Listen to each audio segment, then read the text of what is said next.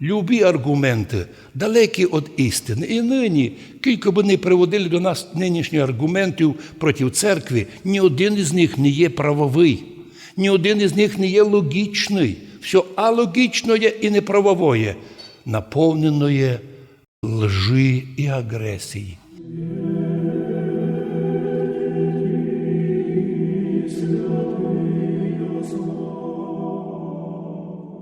Церковні чтення, особливо пророка Ісаїї у нинішній 49 главі, указують нам, що Бог через Ісаїю наперед сказав, що буде посланий Іскупитель Ізраїля, Іскупитель народа Божого. І то слово лежало в серцях усіх членів народа Божого, кроме книжників і фарисеїв, котрі ніяк не розуміли це слово, що значить «іскупити народ Божий». Їмся виділо, що значить прийти і в тому народі дати їм силу, щоб завоювали цілий світ.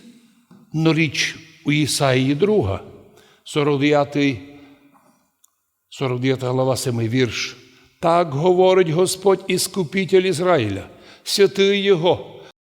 Я зроблю тебе, річ іде про будущого Месію, світлом для народів, щоб спасення моє, Божоє, простерлося до кінців всієї землі. Це спасення прийшло і на наші землі, під Карпатами, в часи Кирила і Мефодія. Хоча християни попадали на Тисодунайський анклав і в часи іще перших віків Римської імперії. Но цілеспрямовано, великим общим ходом крещення православ'я совершилося в часи святих Кирила і Мефодія, починаючи з 863 року. Крещення Києва буде через 125 років при участі наших людей, наших предків, котрі повезуть на возах переписані книги. В Києві не було ні школ, ні письменності. Туди письменність принесли наші предки, тоді їх називали подданими Болгарії, і там совершили велику поміч київському князю Владимиру крестити київських полян. І каже пророк Ісаїя, передає слова Христа Господа. Всі, хто желає вийти від темниці гріхів, річ йде про те, що грішник являється заключеним самим у своїх гріхах і беззаконнях. Бо найстрашніше рабство – то рабство гріху, підтвердив Господь. Коли сказали книжники і фарисеї, ну що ти говориш, нас освободиш, ми ніколи рабами не були. І хоча книжники і фарисеї ясно демонстрували незнання або безпам'ятство своєї проповіді, бо сотнями років були у Вавилонському пліну, 400 років в єгипетському рабстві, но Ісус не тільки їм читає мораль, що не знають історію або маніпулюють історію, а сказав їм, совершаючий гріх є раб гріха.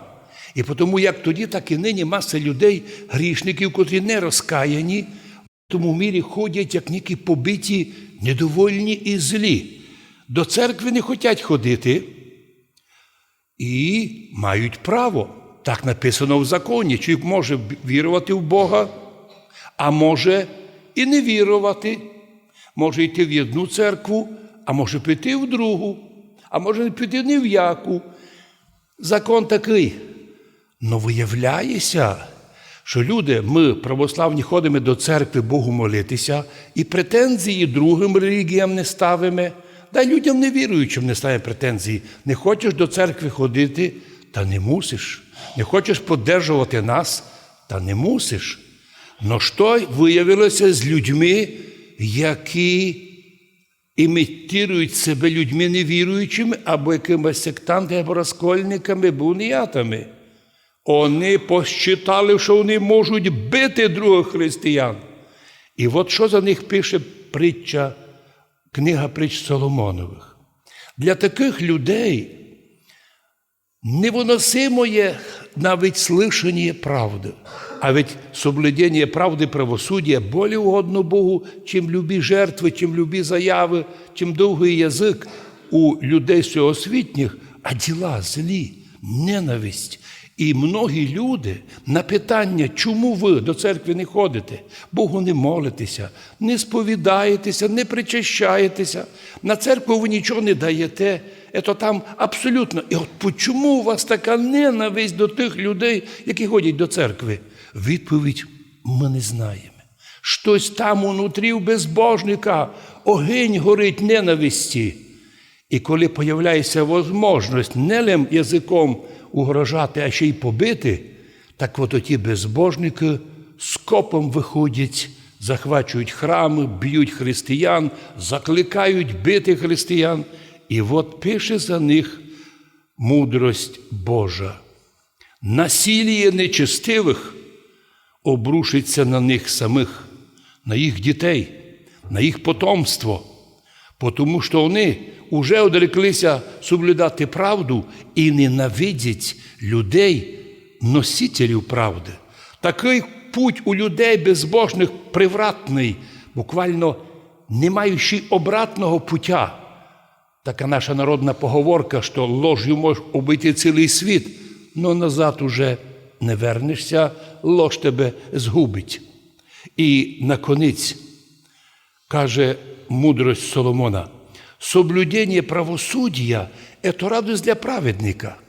Всегда мы, православные христиане, при всех империях, при австріяках, німцях, при Мадярській імперії, при Австро-Мадярській імперії, при мадярах, потім при Чехословакії, при Совєтському Союзі, да й нині, ми уважаємо закон, котрий дозволяє людям свободно молитися.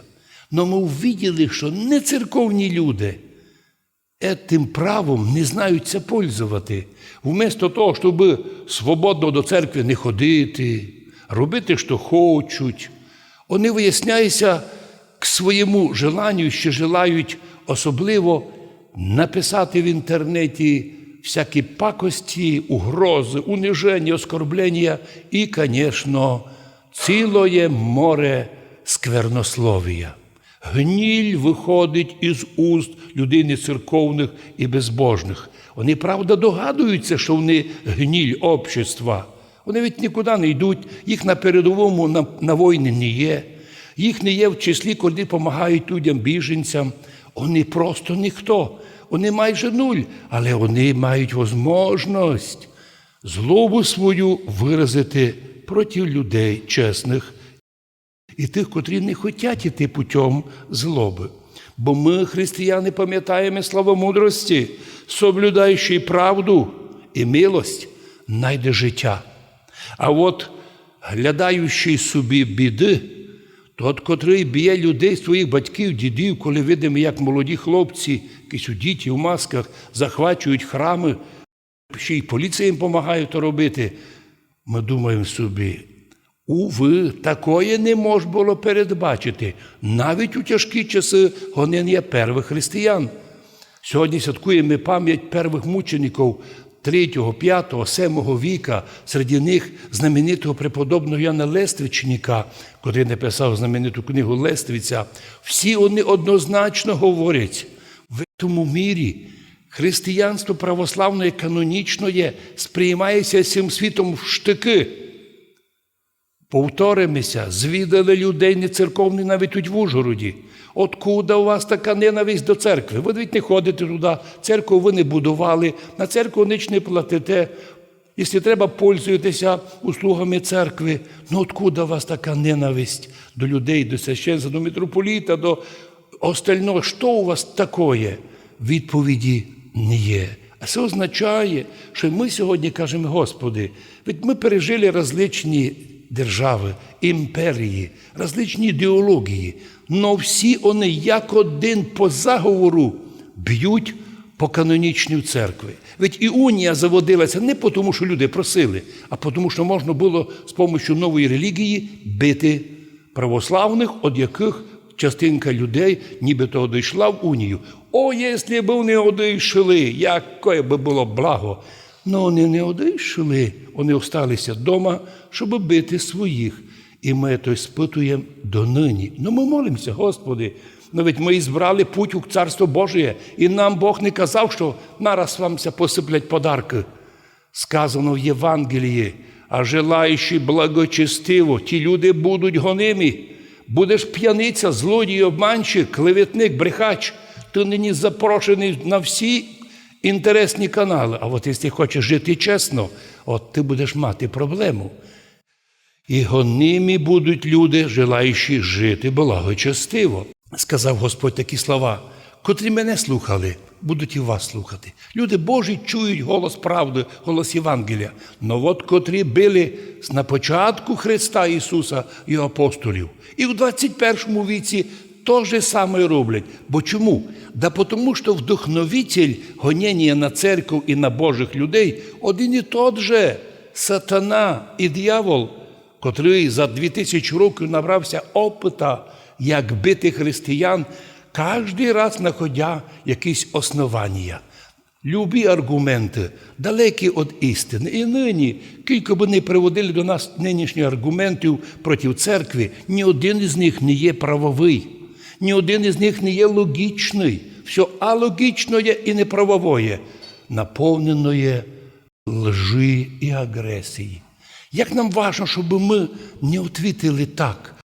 Християн нашої православної канонічної церкви, тобто церкви, яка реально спасає, не ілюзія якась, а церква, яка явно спасає, ми їх призиваємо не реагувати агресивно. Наоборот, молитва наша, Господи, благослови всіх наших людей, і віруючих, і невіруючих, і зрячих, і сліпих, і агресивних, і мирних. Всіх благослови тепер у час, коли потребується від людей концентрація ума, концентрація уваги і єдинство. Навіть самих людей крайніх поглядів не треба держатися в єдиній сім'ї.